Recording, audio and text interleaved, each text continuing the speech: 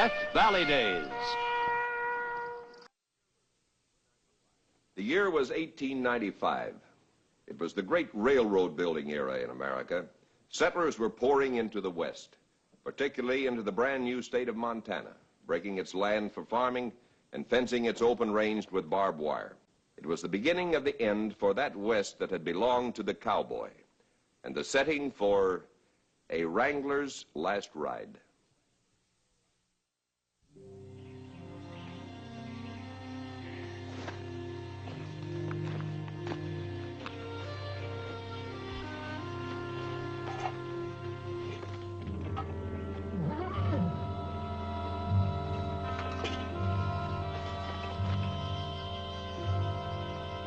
All right, Milligan, come on in here.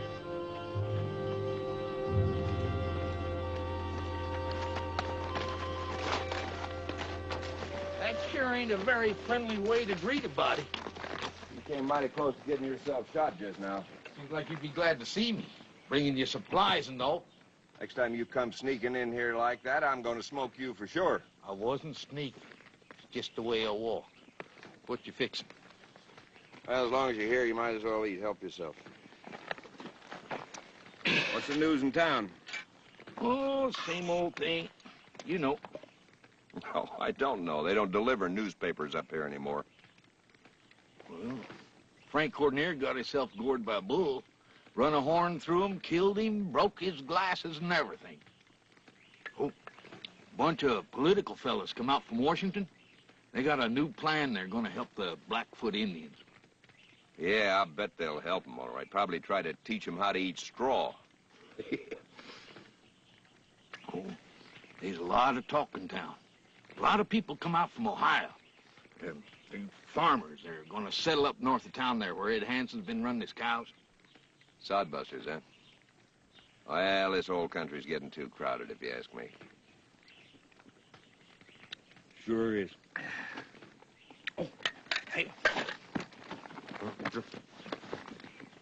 There's a letter come for you. I couldn't help but notice. From New York. You know somebody over there? Nope.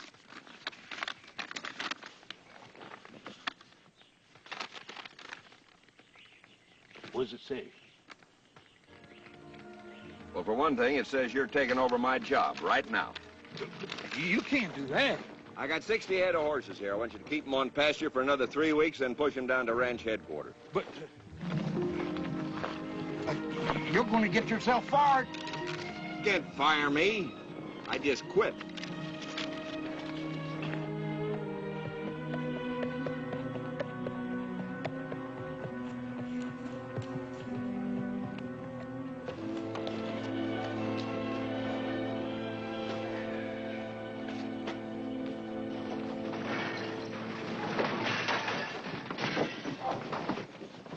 This here's a cattle town. You sodbusters won't get out, we'll throw you out. You ain't throwing nobody out of no place. We farmers got as much right here as you cowmen. We're gonna run you sodbusters out of this town on your hands and knees. You won't trouble. Us farmers will give it to you. What's the matter with you, cowman? Well, I got no personal quarrel with you, mister. Even if you are a sodbuster. This here fight's far from finished. You cowmen won't take the next round. We'll be back. Mangy cow herders think you own the whole state. Your cows got more brains than you got. I reckon we showed him, huh, Buck? Well, maybe we should have showed him more. Oh, I don't know. They seem pretty anxious to get out of here. Hey, kid. Hello, Mac. Hello, Hank. Well, be hooked and branded if it ain't the kid. Yeah, I reckon you guys will never let me live that name down. Why should we? I kind of like it. Well, at my age, it doesn't make sense. Oh, kid, you're a sight for sore eyes. Let's have a drink. Come on. Yeah, we'd heard the ornery, fun-loving kid had finally settled down. Yeah, and rumors were that you'd quit punching cows. Had taken up drawing and painting pictures for a living. Yeah, I've been painting a little. but I'm still earning most of my beans and coffee as a Wrangler. Hey, Hoffman, look who we just drug in. Wonderful. Bring him on over. Drinks are on the house. Hello, Hoffman. It's been a long time. It's still up there. Not only the finest gift I ever received, but signed by the artist himself. I'm mighty proud of that picture of yours. Yeah, Hoffman wouldn't even take it down for one of them ooh-la-la Frenchy paintings some whiskey drummer brung in here. Yeah, Hoffman kicked him out and we had to hang the beauty in Hank's woodshed. Well, that's the finest compliments ever been paid me, Mr. Hoffman. Yeah, that's your trouble, kid. If you hadn't made gifts of all your paintings and drawings, them whipcord jeans would be full of money. Well, he's welcomer than a millionaire the way he is. Here's to you. May your stay be long in these parts. Yeah, to the good old days when we rode together. There's Montana dust in your eye, old friend. Well, I'll tell you, there's a lot of that Montana dust between Great Falls and here. Well, let's wash it all out, good and proper. Kid, what brought you back here to Cascade? Well, it seems that a couple of my paintings found their way back east, and for some reason or other, the folks there liked them. In fact, those soft-headed Easterners offered me cash money to paint some more of them. Time somebody offered you something for him, besides cheap liquor.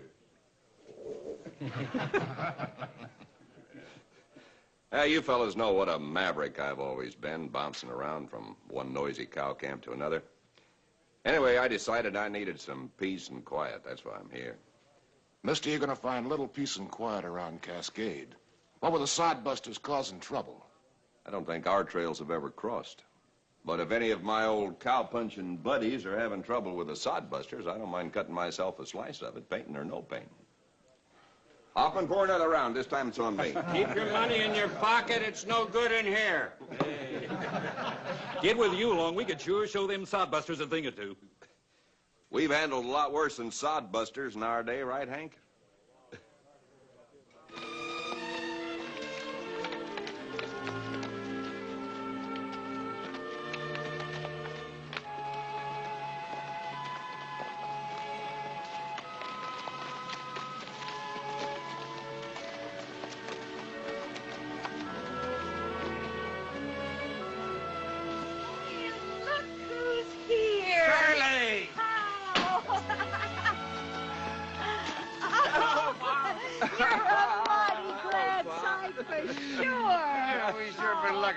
Well, doggone, I'm glad to be here. You two are looking better than I've ever seen you. And, Ma, you're still prettier than any girl has a right to be. Honestly, you haven't changed a bit. No, sir, not a A bit. few more miles, a few more miles. Come on in the house and rest yourself.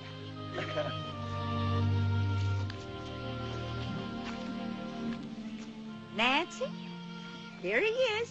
The one we've been telling you about. This here's Miss Nancy Cooper.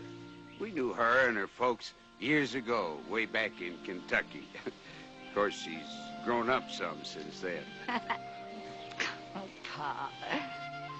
Yeah, she's been visiting a spell with us this summer. Due to head back east in a day or two. Miss Cooper? I'm delighted to meet you, sir.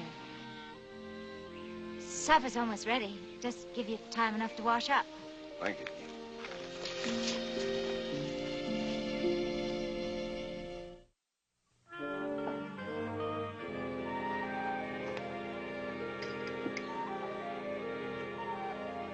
I must say, I've been hearing a great deal about you, Mr. Russell.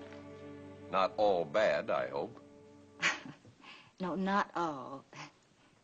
But I must confess, I have been warned about you. Why, Nancy Cooper, I'm ashamed of you. Why, if I've told you once, I've told you 1,000 times. He's just like a son to us. But a wayward son. Now, Paul. He's got talent. And he can make a decent living with it if he tried. But I'd rather be a common cowhand. I've got no ambition. Well, times are changing. Montana's coming of age. You'd do well to take heed of its progress. What's your idea of progress, Pa? Kill the buffalo, keep the Indians on the reservation, fence in the open range, plow into the grassland? That's not my idea of progress. Pa, can't you see that these things are destroying the West? This West Our West is God's country. We got to keep it that way. I was a cowhand and a saddle maker for a long time before I took to running a general store. So I sympathize with your feelings.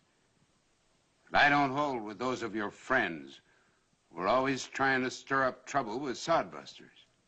Cowhands and sodbusters just naturally got to be enemies. That's Kid Russell talking, not the man who's sitting in front of me.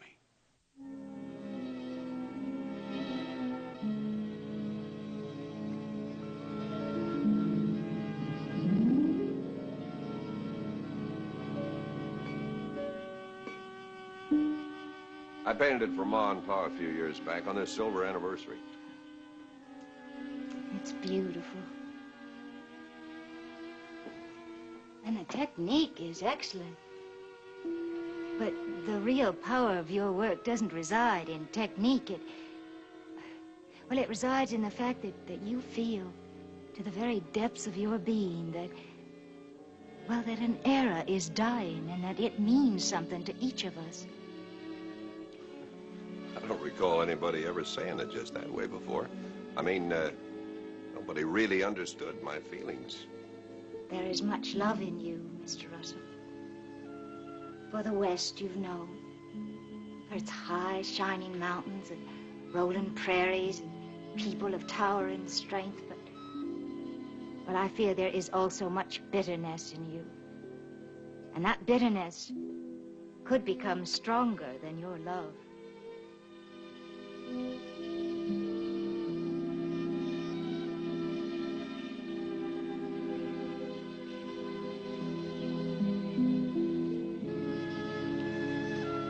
Morning.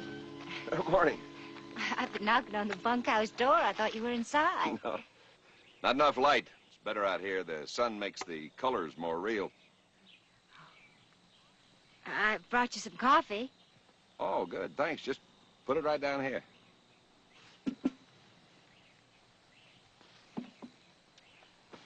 Well, we were worried about you when you didn't come in the house for breakfast. I was anxious to get started. What's it going to be? Buffalo grazing land. Dating it from memory. Last time I saw it, the sodbusters had plowed it under. Ma wanted to know if you were comfortable in the bunkhouse.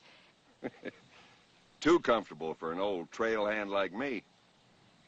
Well, I'll be leaving in a day or so. Well, then you can have my room in the house.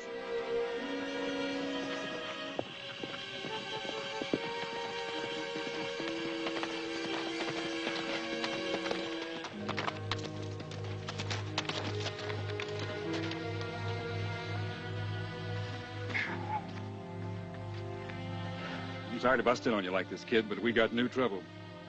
Bad trouble? Bad enough. We'd sure be obliged if you'd ride with us. I'll meet you at Hoffman's.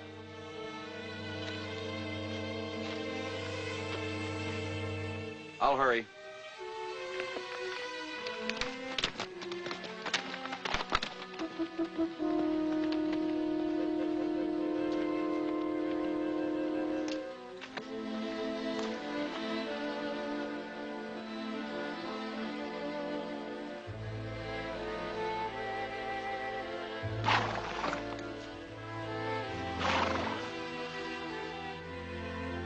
Likely the Roberts wouldn't try to stop you. They've probably long ago given up any idea of altering your reckless ways. And likely they'd say there's no use in my trying. They'd be dead right. Cowhands are my friends. In trouble. They need my help. It's as simple as that. I often wear it. All right, then. Then you just go. I won't try to stop you. Blind though you are. You know, last night, I stood in the presence of something wonderful.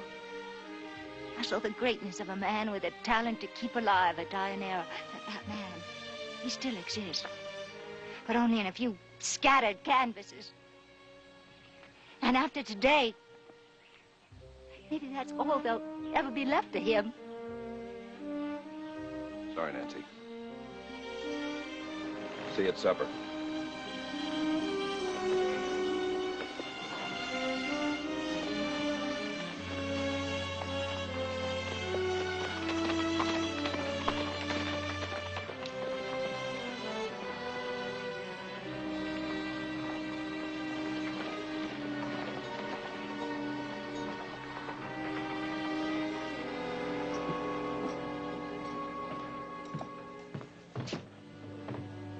Hey, kid, we've been waiting for you. Now we can ride. Morning, fellows. What's this all about? Pour that drink, Hoffman. A little early in the day, isn't it? Oh, never mind that. He's gonna need it. Them sidebusters fenced a water hole this morning. Now, that land ain't fit for farming. It's too rocky. Those plow pushers did it for spite. Well, it's downright criminal. Not really. The water hole's on land set aside for homesteading. Well, in that case, I don't know what can be done about it. We can ride out and show those hayseeds they can't get away with it. We gotta have it out with them. Kid, Buck, and Hank are right. We gotta show them. Right, old friend? Right, Hank? So let's get going. We'll show them what we cowmen are made of. We'll bury them with their own plows. Kid. Don't ride with them. They're wasting their time. The sodbusters are here to stay. And maybe they're not altogether to blame for the trouble. A man can't turn his back on old trail friends, can he?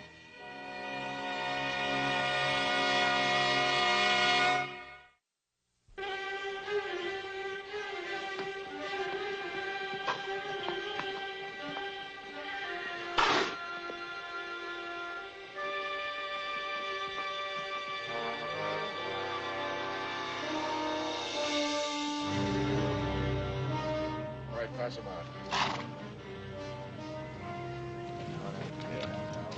That's the sidebusters' fence up ahead of us. All right, men, keep your voices down.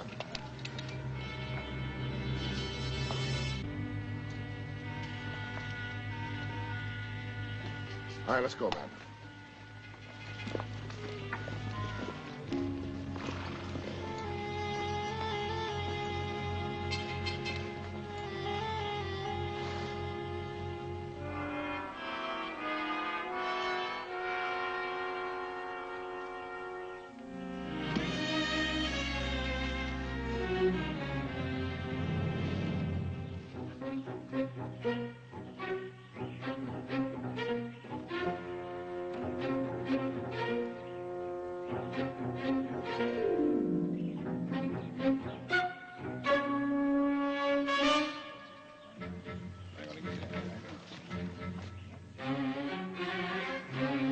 I figured you for cowmen, with grit and backbone, not a bunch of yellow-bellied cowards.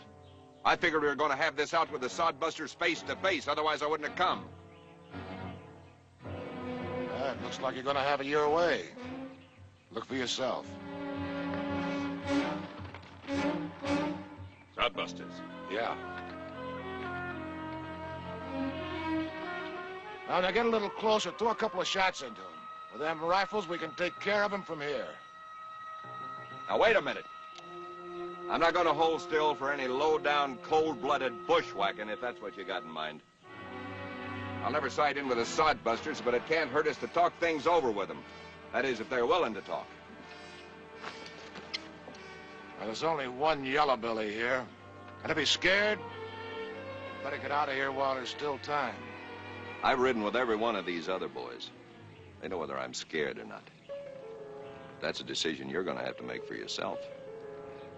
Seems I overlooked there can be rattlesnakes on both sides of a fence. Sodbusters is getting close. Yeah, here they come. Few things here that don't fit together. I got a feeling this fence didn't get here just by accident. You got any ideas what might have caused it? I came out here to help my friends defend their rights. Not to put a sack over my head and start clipping wires. Now, who's going to tell me the truth?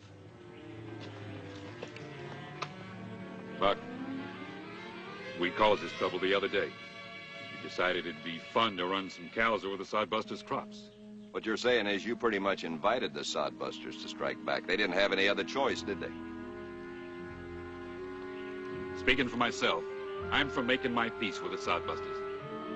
Yeah, maybe we done wrong, kid. I'm willing to pay for damages. I would, too. What's your decision, Buck? Still for bushwhacking? 'Cause if you are, you better start with me right now.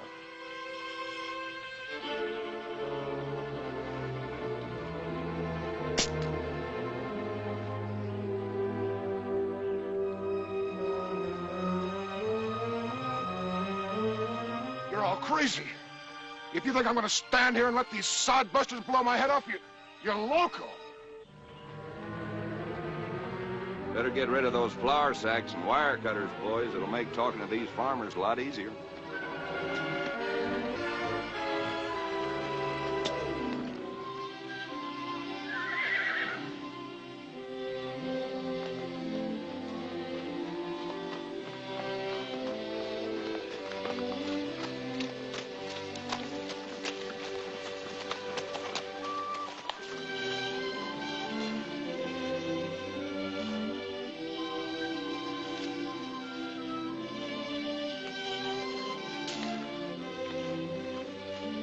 Nancy told me that you'd ridden out with some of your friends. She didn't want to worry Ma with it. The poor girl had to tell somebody. Was there serious trouble? Almost. I think everything's all right now. Serious trouble came mighty close, though. See what they'll bring down at your store. Might be enough for a start toward all the canvas and oils and brushes I'm going to need from now on.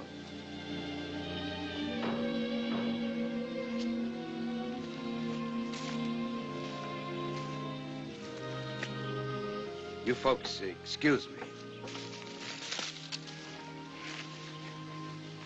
You look all right. I'm fine. Well, you must be starved. Well, there's some of that breakfast coffee still left in the kitchen. I might use a cup before I get back to my paint. Well, I can do better than that. I'll brew you a fresh pot. Nancy, I learned something from what you said last night and what I saw out there today. I wanted the West to stay forever the way I've always seen it. Now I know there's only one way that can be. If you were staying here in Montana, you'd be able to see all those paintings I'll be doing. Might even have a few suggestions yourself. Well, now, that would be worth my staying to see. Well, let's go inside and get started on that coffee.